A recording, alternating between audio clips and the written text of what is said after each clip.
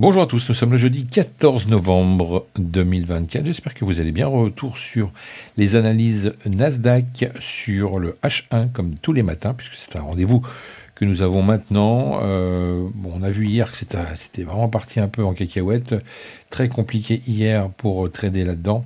Il fallait vraiment attendre un peu plus tard pour prendre une vraie belle position ici en intraday pour aller retourner autour des plus hauts de la veille, donc parfaitement réalisé, mais il fallait être patient et c'était un peu compliqué de trader juste avant avec forcément des mèches, avec forcément les annonces. Donc pas facile du tout. Et là on est en train de redescendre ce matin, donc on va effacer tout ça et on repart sur de nouvelles bases. Allez, c'est parti, on va se remettre en daily. Donc on en a déjà parlé hier de cette réintégration dans la bougie qui était juste ici, qui nous permettait d'avoir une bougie témoin et de voir un petit peu dans quel sens on pourrait aller. Pour l'instant, ça fait que de descendre. Il n'y a pas franchement, même si on a eu quelques belles jolies hausses, on a vu que dans l'ambiance générale, on est vraiment sur quelque chose de très indécis, et du coup on a des mèches énormes, et ça c'est pas terrible pour se fixer des objectifs sur du moyen long terme. On est vraiment très embêté avec ce genre de bougie, d'accord. Donc on va tracer comme d'habitude nos plus hauts et notre plus bas,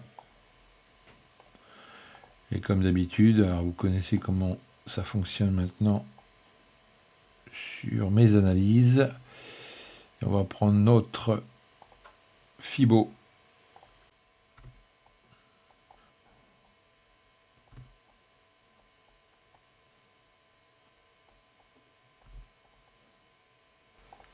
Voilà qui est fait.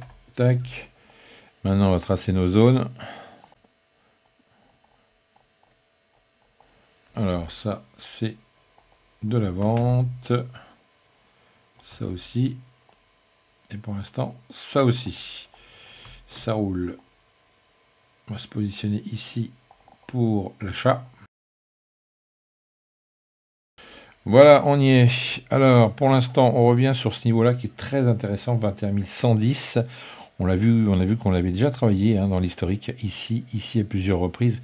Donc ça, c'est un niveau d'achat qu'on peut valider, effectivement. Après, il faudrait que ça revienne dessus. Il a tendance à pas revenir sur les niveaux tout de suite le matin, il repart direct après. C'est un peu chiant parce que on attend des validations, puis finalement on les a pas, et on attend après une autre opportunité, puis on a raté le train, donc c'est un peu problématique. Donc il faudrait vraiment quelque chose d'intéressant sur ce niveau-là, et ne pas rentrer comme ça bêtement, parce qu'on pourrait se reprendre direct un retour. Je pense que le mieux c'est quand même vraiment d'attendre une jolie réaction ici, voire de la liquidité à prendre. Après, on pourrait repartir de ce côté-là, voir ensuite si éventuellement on n'a pas de force, puisque c'est un marché qui descend.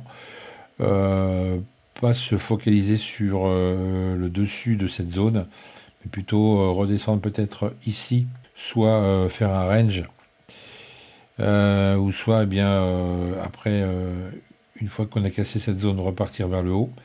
Ça, c'est une possibilité. Par contre, on pourrait également faire autre chose. Un pullback une fois de plus ici pour retester le niveau, et puis ensuite on continuerait la baisse pour aller d'abord ici et pourquoi pas un peu plus bas après.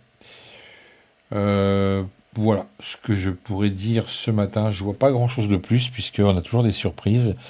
Après tout, comme il nous fait tout le temps des choses un petit peu improbables, ce Nasdaq, on pourrait aussi carrément remonter directement ici et après repartir vers le bas. C'est aussi une possibilité. Il y a plein de possibilités finalement quand on regarde bien, mais voilà.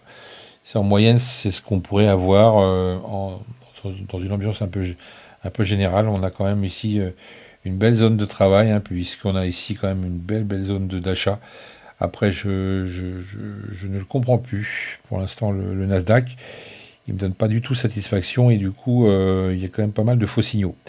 Donc soyez patients, soyez vigilants surtout, puisque vous le savez, c'est toujours un risque le Nasdaq avec cette volatilité et ces mouvements erratiques. Puis on a également ce soir un rendez-vous à 21 h pour un discours de la Fed.